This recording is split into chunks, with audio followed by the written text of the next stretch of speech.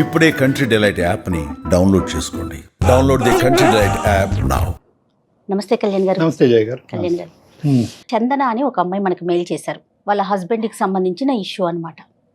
Husband issue అనగానే నేను కూడా ఫస్ట్లో ఇదేదో రెగ్యులర్గా మనం చూసే ప్రాబ్లం ఏమో అనుకున్నాం, వైఫ్ అండ్ హస్బెండ్ ఇష్యూస్ ఏమో అనుకున్నాను. కానీ కొంచెం డిఫరెంట్గా ఉందండి. అయితే మెయిల్లో తన నెంబర్ కూడా ఇచ్చింది, ఒకసారి కాల్ చేసేయమంటారా? చేయండి మేడం. హైదరాబాద్ అమ్మా? హైదరాబాదేనండి. ఇంకేం వివరాలు లేవు మెయిల్లో ఉన్నాయండి, కాకుంటే డైరెక్ట్గా మీరు మాట్లాడితే బాగుంటుంది. సరే తప్పకుండా.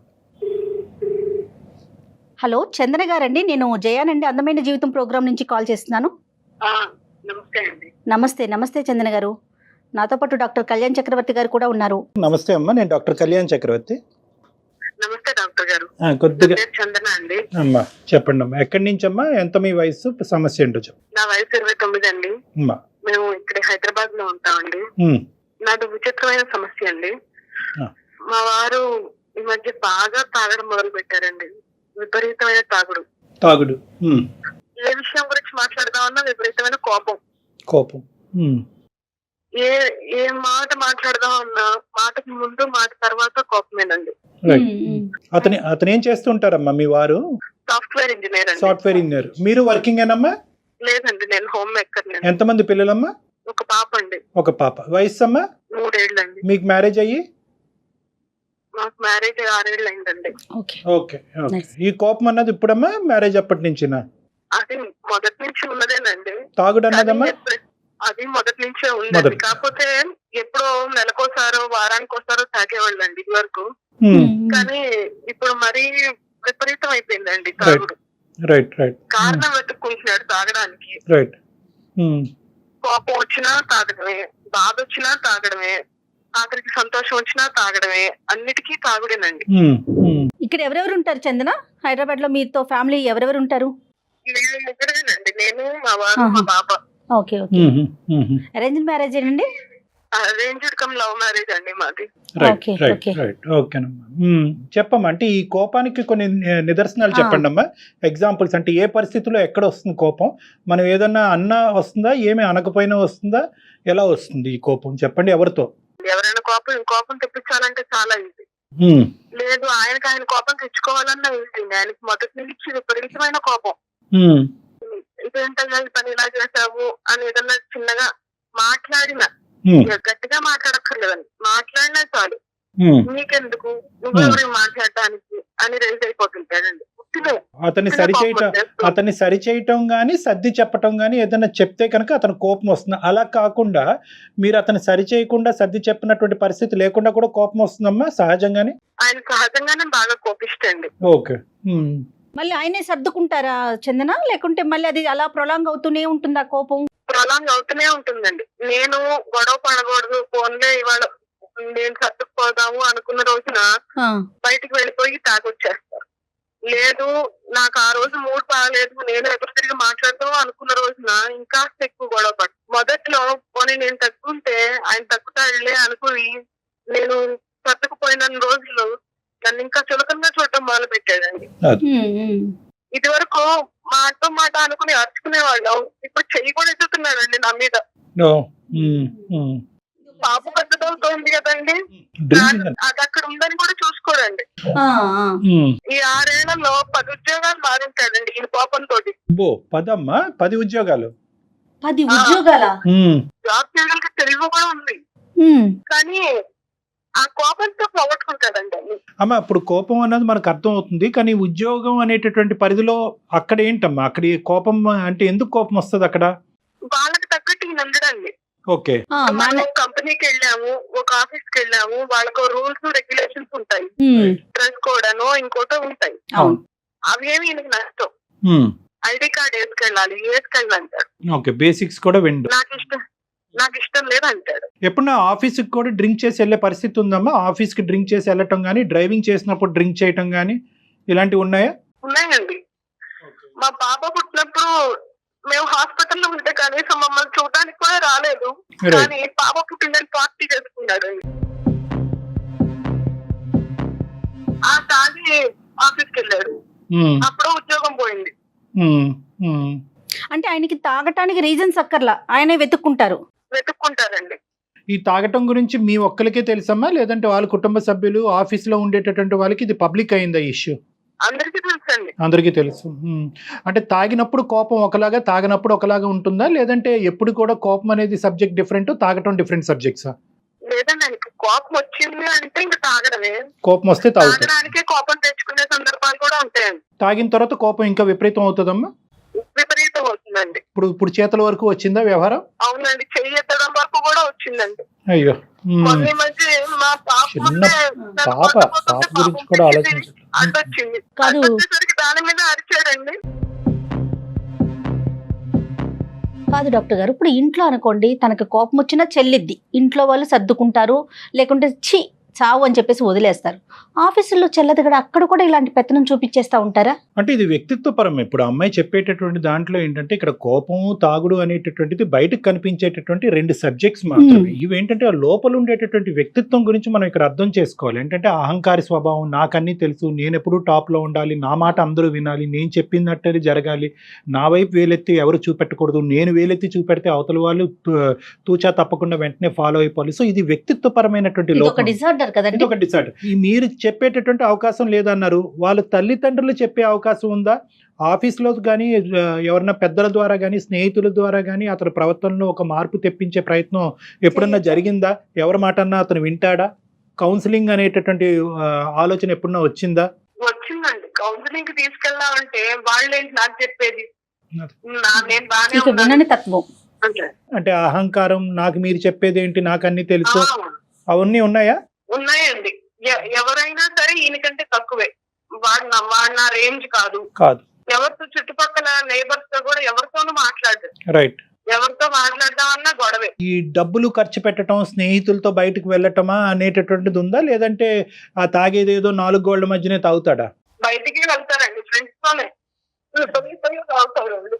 కోపం అనే సబ్జెక్ట్ తీసేస్తే మిగతా ఏమైనా మంచి గుణాలు ఉన్నాయమ్మా? మాట్లాడుకునే తగ్గేటటువంటి గుణాలు ఏమైనా ఉన్నాయా? మొదట్లో బాగానే ఉండేవారండి. మేము ప్రేమించుకునే రోజు మా వెనకాల బాగా తిరిగేవాడండి, రక్తంతో ఉత్తరాలు రాసేవాడు, గిఫ్ట్లు ఇచ్చేవాడు, చాలా ప్రేమగా ఉండేవారండి. పశ్చాత్తాపం ఎప్పుడున్నా ఉందమ్మా? చందన, సారీ నేను పొరపాటున కోపం వచ్చింది నాకు అనేటటువంటిది ఎప్పుడన్నా అలా ఉందమ్మా? ఎప్పుడన్నా పశ్చాత్తాపం, గిల్ట్ ఫీలింగ్, నేను డ్రింక్ ఆపేస్తాను, ఇంకెప్పటికీ కోపం రాకుండా చూసుకుంటాననే మాట ఎప్పుడన్నా వచ్చిందా? అది పెళ్లికి ముందు ఉండేదండి. పెళ్లికి ముందు బాగానే ప్రేమగానే ఉండేవారు. ఎప్పుడైనా నేను అలిగినా, కోపపడ్డా నా అలగ తీర్చడానికి అన్నట్టుగా మాట్లాడేవారు, ప్రేమగానే ఉండేవారు. ఒక్కోసారి ఆయన బాగా కోపం తెచ్చేసుకుని అలిగి 3 రోజులు 4 రోజులు మాట్లాడకుండా ఉండేవాడు. అప్పుడు నేను ప్రేమలో ఉండి బాగా క్రేజీగా ఫీల్ అయ్యేదాన్ని విషయాలు. ఈ అమ్మాయికి అయితే హింట్ అయితే పెళ్లికి ముందే ఉంది. రైట్. అమ్మా, మీ పెద్దవాళ్ళకి తెలుసమ్మా ఇతనికి ఇలాంటి అలవాటు ఉందన్నది పెళ్లికి ముందు? పెళ్లికి ముందు తెలియదండి, పెళ్ళయ్యాక అందరికీ తెలుసండి. ఇప్పటికైనా చెప్పుకున్నారా మీ వాళ్ళకి మీరు ఈ కష్టాల్లో ఉన్నారని? తెలుసండి, అందరికీ తెలుసు. మీ అత్తగారు, మామగారికి కూడా తెలుసు? తెలుసండి. వాళ్ళే ఇంట్లో ఉండలేక విడిగా ఉంటున్నారండి. ఇతనితో మీరు ఎప్పుడైనా డిస్కస్ చేశారా చందన? నువ్వు ఇలా కోపంగా బిహేవ్ చేస్తున్నావు, నాకు చాలా ఇబ్బందిగా ఉంది, మనకు ఒక పాప కూడా వచ్చింది, ఇట్లయితే ఎట్లా అట్లా ఏదైనా ఓపెన్ గా మీరు మాట్లాడే అవకాశం అసలు అతను ఇచ్చాడా మీకు? ఇస్తారండి. ఎప్పుడైనా మూడు బాగున్నప్పుడు బాగానే మాట్లాడతారు, కానీ చిక్కినట్టే చిక్కి జారిపోతుంటారండి. విన్నట్టే ఉంటారు, చివరాఖరికి ఆయన చేయాలనుకున్నది చేసేస్తారు. ఈ డ్రింకింగ్ ప్యాటర్న్ అనేటటువంటిది అమ్మ, ఎందుకంటే ఇప్పుడు ఈ రెండిట్లకి ఒకదానికొకటమ్మ. కోపం వస్తే తాగుతాడు, తాగితే కోపం వస్తుంది. సో ఇది ఒక విషస్ సైకిల్, ఇది ఒక పద్మవ్యూహం. దీన్ని ఎలా కట్ చేసి అతన్ని బయట వేయాలి అన్నది మనం ఆలోచించుకోవాలి. కొన్ని ఇంపార్టెంట్ ప్రశ్నలు, పగలు కూడా తాగుతాడమ్మా, నిద్ర లెగిస్తూనే తాగుతాడా? అటువంటి పరిస్థితిని మీరు ఎప్పుడన్నా చూసారా? ఎప్పుడన్నా తాగి పడిపోవటం అన్నది చూసారా? ఇంట్లో తాగరండి, ఇంట్లో మటుకు సిగరెట్లు ఎంతసేపు. నాకు కాస్త పూజ పురస్కారం అది చేసుకుంటానండి నేను. ఓకే చందన. నేనేమో అగరబత్తిని వెలిగించుకుని ఆగోపం పిలుద్దామంటే ఈ సిగరెట్లు వెలిగించి ఆగోపం నాకు ఇస్తూ ఉంటాడు. అయ్యో. ఆ విషయం అయి గొడవ పడితే దానికి వెళ్ళి తాగుతాడండి. తాగి వచ్చి మళ్ళీ గొడవ పడతాడండి. మళ్ళీ గొడవ పడతాడు. ఆయన గొడవ ఈజ్ ఈక్వల్ టు తాగటం. ఈ రెండు పక్క పక్కనే పెట్టుకున్నారు. అమ్మ ఇప్పుడు చందన, మీరు ఏమనుకుని మాకు కాల్ చేశారమ్మా? అంటే ఏంటి మీ ఉద్దేశం ఏంటంటే, ఈరోజు మీరు ఈమెయిల్ పంపించడానికి ప్రధానమైన ఉద్దేశం ఏంటంటే, అంటే ఎవరికి వాళ్ళు ఇక్కడ తుడిచిపెట్టి పక్కన పెట్టేటటువంటి వాళ్ళందరూ తప్పించుకున్నారు, వాళ్ళ పేరెంట్స్ తప్పించుకున్నారు, మరి అన్న చెల్లెలు అక్క తమ్ముళ్ళు ఎవరైనా ఉంటే వాళ్ళు కూడా దూరంగా ఉన్నారు, భార్య కాబట్టి మీకు దిక్కులేదు, పిల్లలుగానే ఉన్నారు కాబట్టి మీరు అలా కాంప్రమైజ్ అయ్యి ఉంటున్నారా? మీ ఆలోచన ఏంటమ్మా? ఎందుకు ప్రధానంగా మాకు ఈమెయిల్ చేశారు ఈరోజు? మొన్న ఈ మధ్య అండి బాగా తాగొచ్చి నా మీద చెయ్యెత్తపోతే పాప అడ్డం వచ్చిందండి. అయ్యో. దాని మీద అరిచేదండి. పాప అది చిన్న పిల్లగా నేను చెంటది దంగ పెట్టుకుని జ్వరం వచ్చేసిందండి. అయ్యో అయ్యో. దాని మీద కోపం చూపించిన దగ్గర నుంచి నేను ఇంక తట్టుకోలేకపోతున్నానండి.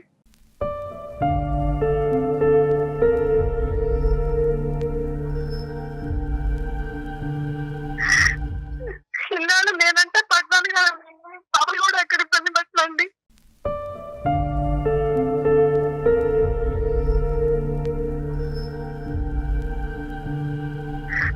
కొన్ని సార్లు తెచ్చిపోదాం అనిపిస్తుంది. అయ్యో.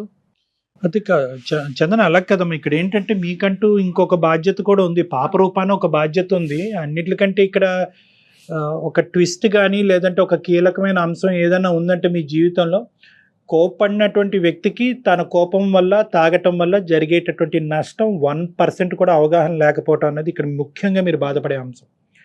కోపం, తాగటం ప్రత్యేకంగా మగవాళ్ళలో ఒక సహజమైన సబ్జెక్ట్ ఈ రోజుల్లో.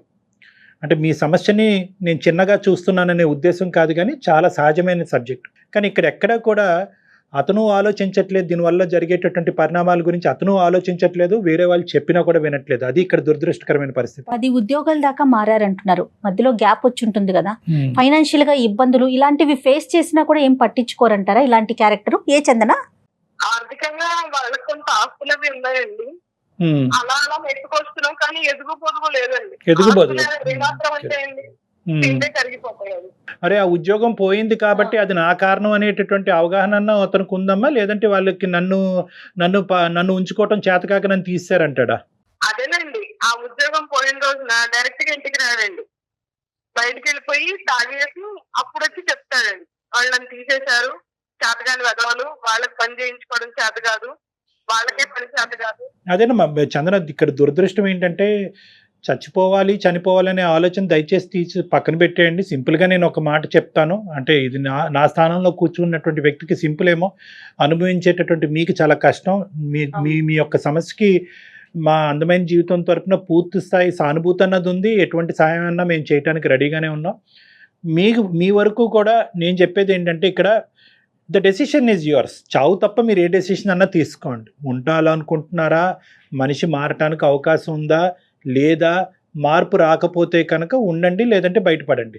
సో నేను అనేది ఏంటంటే, చావు అనే సబ్జెక్ట్ తీసేస్తే మనం మిగతా ఆప్షన్స్ మాట్లాడుకోవడానికి అవకాశం ఉంటుంది. మీ బిడ్డ గురించి మీరు బతకాలి, మిమ్మల్ని కన్నా మీ అమ్మ నాన్న గురించి మీరు బతకాలి. So kindly delete that word. ఇప్పుడు ఏం చేయాలి? ఇక్కడున్న పెద్ద టర్నింగ్ పాయింట్ అండ్ ట్విస్ట్ ఏంటంటే కనుక, ఈ మనిషికి 0.5% కూడా అతను తప్పు చేస్తున్నాడు, తప్పుగా వ్యవహరిస్తున్నాడు, ప్రవర్తిస్తున్నాడు అనేటటువంటి అవగాహన లేకపోవటం అనేటటువంటిది ఇక్కడ ప్రత్యేకం. 90% సమస్యలు ఇక్కడే వస్తాయి. అవగాహన ఉంటే ఏం ప్రాబ్లం లేదు, మీరు చేయి పట్టుకుంటారు, అతను మీ చేయి పట్టుకుంటారు, ఏదో ఒక చోటకి వెళ్తారు, ఎవరి చేతో కౌన్సిలింగ్ చేయించుకుంటారు, డాక్టర్లే అక్కర్లేదు, మీ ఇంట్లో పెద్దవాళ్ళే కౌన్సిలింగ్ చేసి అతను బయటకు వేస్తారు. ఎందుకంటే అరే నీకు బరువు బాధ్యతలు తెలియవా, నీకు బాధ్యతలు తెలియనప్పుడు నువ్వు ఎందుకురా పెళ్లి చేసుకున్నావు, ఇల్లు గొల్ల చేస్తున్నావు, డబ్బులు ఖర్చు పెడుతున్నావు, సమాజంలో మర్యాద పోగొట్టుకుంటున్నావు, భార్యగా ఇలువ లేవు అనేటటువంటి ఈ పదాలు ఎవరు వాడినా కూడా ఆటోమేటిక్గా అక్కడ కౌన్సిలింగ్ జరిగినట్టే మనిషిలో ఎంతో కొంత మార్పు వస్తుంది. సో ఇక్కడ పెద్దవాళ్ళు అనేటటువంటి వాళ్ళు ఎప్పుడో ఇందులోంచి బయటకు వెళ్ళిపోయారు అన్నట్టు నాకు అనిపిస్తుంది ఆవిడ మాట. ఈవిడ ఒంటరి పోరాటం చేస్తుంది ఆవిడ. సో ఈరోజు ఆ మనిషిని మా దగ్గర తీసుకురావడానికి ప్రయత్నం చేసినా కూడా అది ఉపయోగపడలేదని అంటున్నారు కదా చందన గారు? అది కూడా ఒక గొడవేనండి. నేను ప్రయత్నించి చూశానండి, మా అమ్మ వాళ్ళకి మా నాన్నగారు అన్నయ్య వచ్చి ఒకసారి మాట్లాడిపోతే, మీరెవరు మాట్లాడడానికి, మీరెందుకు కల్పించుకుంటున్నారు, అసలు నువ్వెందుకు చెప్పావు వాళ్ళకి అని అది ఇంకో గొడవ. ఆఫీస్ బయట కోపగించుకోవటం, బయటకు వెళ్ళి తాగటం అనే అంశాల గురించి మనం మాట్లాడుకుందాం, అది మీ పరిధిలో లేనటువంటి అంశం. మీకు సంబంధించిన అంశం ఏదైనా ఉందా? అతను ప్రత్యేకంగా మీరు స్లోగా చేస్తారనో, కరెక్ట్గా చేయరనో, నీట్గా ఉంచరనో, పాపం సరిగ్గా చూసుకోరనో, ఇలాంటి ఏమైనా కరెక్టబుల్ సబ్జెక్ట్స్ అంటే మార్పు తీసుకురాగలిగేటటువంటి సబ్జెక్ట్స్ ఏమన్నా మీలో ఉన్నాయా? అవేమన్నా మీరు ఆ ప్రయత్నం ఏదన్నా చేస్తే కనుక మనిషి ఏమన్నా కొంతవరకు చల్లబడేదానికి అవకాశం ఉందా? అన్ని రకాలుగా ప్రయత్నం చూశానండి. అన్ని రకాలుగా చేసిన తర్వాత నా వల్ల అయితే డివోర్స్ తీసేసుకుందాం అనే ఆలోచన వచ్చింది. మళ్ళీ పాప న్యాచురల్గా మెయిన్ అదే కదా ఇష్యూ. పాప గురించి మీరు ఉన్నారు. పాపం తను ఎటు డిసైడ్ చేసుకోలేకపోతున్నారు. చదువుకున్నారా చందన? మీరు ఎంతవరకు చదువుకున్నారు? నేను ఎంఎస్సీ చదివానండి. ఏంటండి అసలు ఈ సమస్యకి అసలు పరిష్కారం అంటే మనం ఏం మాట్లాడుకోవాలి కళ్యాణ్ గారు? అందరికీ స్ట్రైట్ ఫార్వర్డ్ గా మనం సమాధానం ఎలాగైతే అందమాని జీవితం ప్లాట్ఫామ్ ద్వారా చెప్తున్నామో ఇదంతా స్ట్రైట్ ఫార్వర్డ్ ఇష్యూ కాదమ్మా. నాకేమీ తెలియని వాడు కన్నా చెప్పొచ్చు, నాకు అన్ని తెలిసిన వాడి కన్నా చెప్పొచ్చు. మధ్యస్థం ఉండి తెలిసి తెలియనటువంటి వాళ్ళకి, కానీ అహంకారంతో రగిలిపోతున్నటువంటి వాళ్ళకి మనం ఏం చెప్పలేం. ఇది అహంకారం. దీన్నే మనం ఏమంటామంటే గ్రాండియోసిటీ అని అంటూ ఉంటాం. నాకు అన్ని తెలుసు, నాకెవరు చెప్పక్కర్లేదు. కాన్సిక్వెన్స్ ఇక్కడ చూడండి, ఇక్కడ ఆవిడ బాధపడుతుంది, కన్నట్టుంటే ఆ చంటి పిల్ల బాధపడుతుంది, ఆర్థికంగా ముందుకెళ్ళకపోతున్నారు, 10 ఉద్యోగాలు మారినాయి, లోపల శరీరం ఎంతో హోనమైందో ఆ సబ్జెక్ట్ గురించి మనం మాట్లాడలేదు. సో ఇన్ని పరిణామాలు ఉన్నా కూడా ఆ మనిషి అలా ముందుకెళ్ళిపోయేటటువంటి తత్వం ఉంచండి, అది వ్యక్తిత్వపరమైన లోపం. అందుగురించి దురదృష్టం మనం చందన గారికి ఒక స్ట్రైట్ ఫార్వర్డ్ రెస్పాన్స్ అనేది మనం ఇవ్వలేకపోతున్నాం. కానీ మీరు చెప్పేటటువంటి మాట నెగ్గలేకపోతున్నాం కాబట్టి బయటికి వెళ్ళి కౌన్సిలింగ్ చేయాలి అనేటటువంటి అంశాన్ని సహజంగా మేము సజెస్ట్ చేస్తాం. అది మీరు ఇప్పటివరకు ఎంత ప్రయత్నం చేసినా ఇంకొక మెట్టు ఎక్కి చేయండి అని అంటున్నాం. ఇది ఎందుకు అంటామంటే కనుక ఇలాంటి వ్యక్తుల్ని మా లాంటి వాళ్ళ దగ్గరికి తీసుకొచ్చి, లేదంటే ఇంకో కౌన్సిలింగ్ సెంటర్ కన్నా తీసుకెళ్ళి ఆ తాగుడికి ఏదైనా విరుగుడుగా మందు ఏదైనా వాడాలి అంటే కనుక నీకు ప్రాబ్లం ఉంది కాబట్టి మాతో పాటు రా అంటే వీళ్ళు సచ్చినా రారు.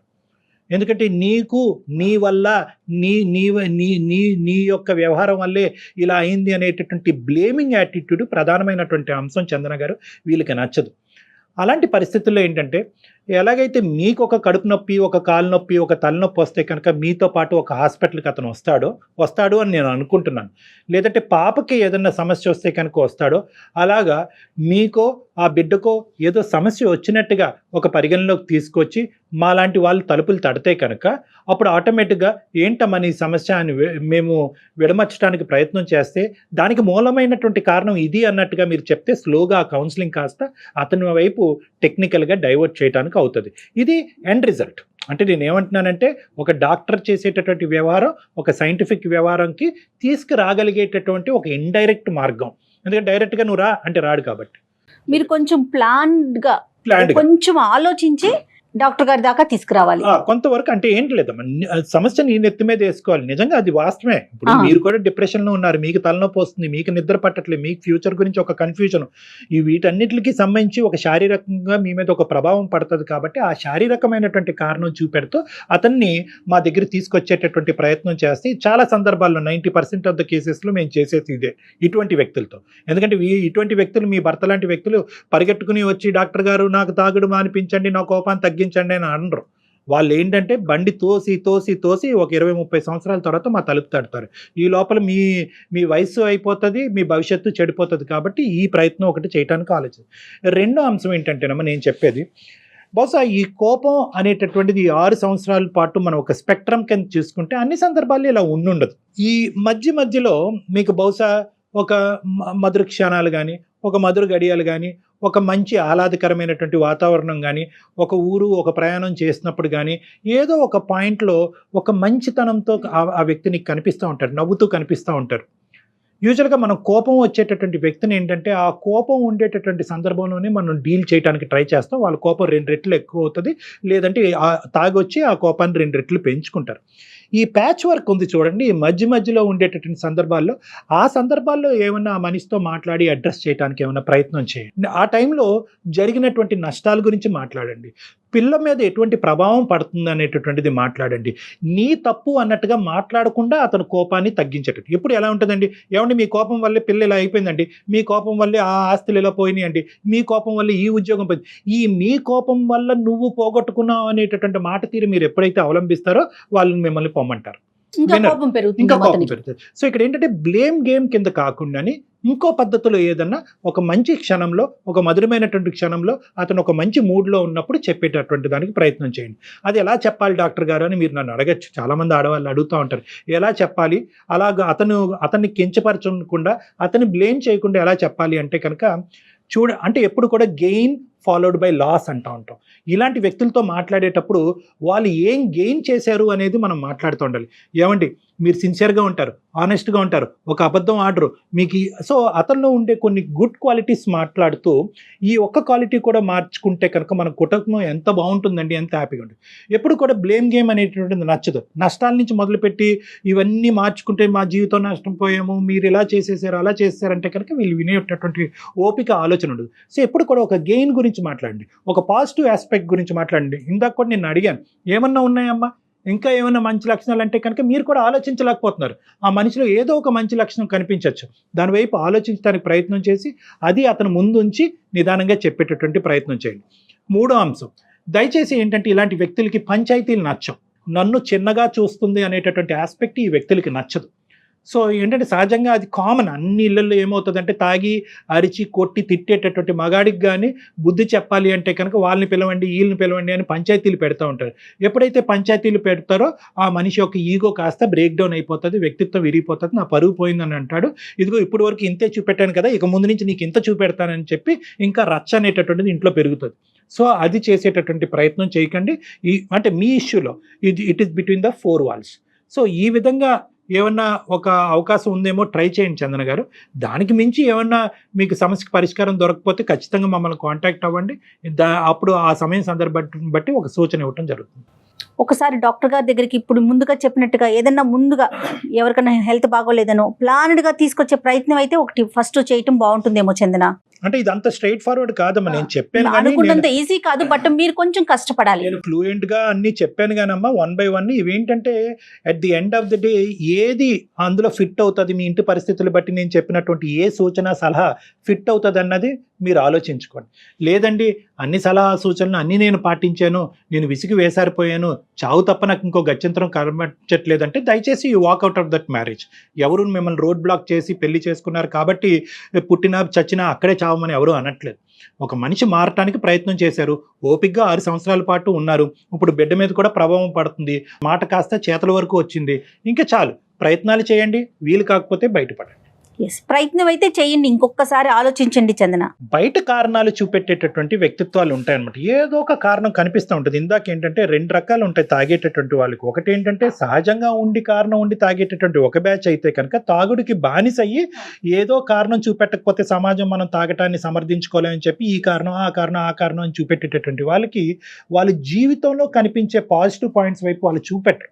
ఎందుకంటే పాజిటివ్ పాయింట్స్ వైపు చూపెట్టారు, అరే నీకు బిడ్డ ఉంది కదా, చక్కగా ఉంది, ఆపేయచ్చు కదంటే తాగుడు ఆపేయాలి, అది మన వల్ల కాదే.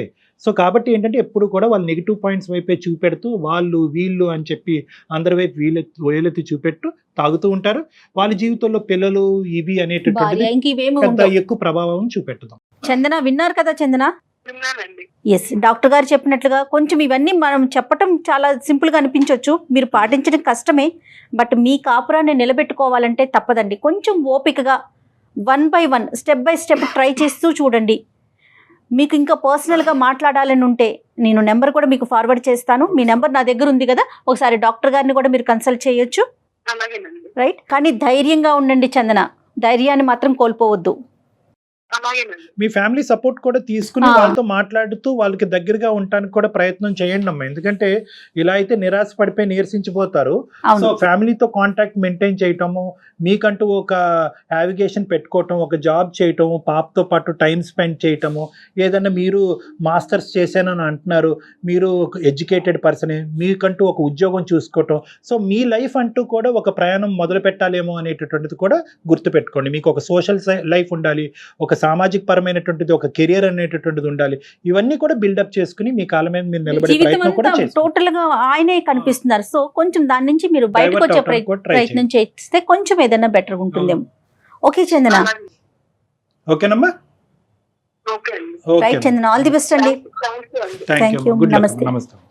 జనరల్ గా చూస్తూ ఉంటారా కళ్యాణ్ గారు ఇలాంటి కేసెస్ ఎక్కువేనండి? వెరీ కామన్ అమ్మా. కానీ ఈ అవునండి. అమ్మాయి దురదృష్టం ఏంటంటే పాపం చాలా ఓపిక్ గా పోరాడింది. అంటే మనం వన్ సైడ్ ఆఫ్ ది వర్జనే విన్నాము. అవునవును. అతనితో మాట్లాడితే బహుశా ఈ అమ్మాయి గురించి ఏం చెప్తాడో మనకు తెలియదు, కానీ అది వేరే అయితే బట్ ఇంట బయట కూడా అలానే ఉన్నాడు కదా క్యారెక్టర్ చూస్తుంటే మనం. మల్టిపుల్ ఎగ్జాంపుల్స్ కనిపిస్తున్నాయి. చాలా సహజమైనటువంటి ప్రాబ్లమే.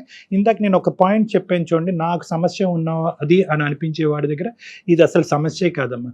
నాకు లేదు, సమాజంలోనే సమస్య ఉంది అని అనుకునేవాడు మిగతా వాళ్ళందరినీ కూడా తిప్పుతూ ఉంటారు, ఇబ్బంది పెడుతూనే ఉంటారు. ఇష్టమైన పరిస్థితి అదనమాట. Right. Thank you. Thank you Kalyan గారు. నమస్తే.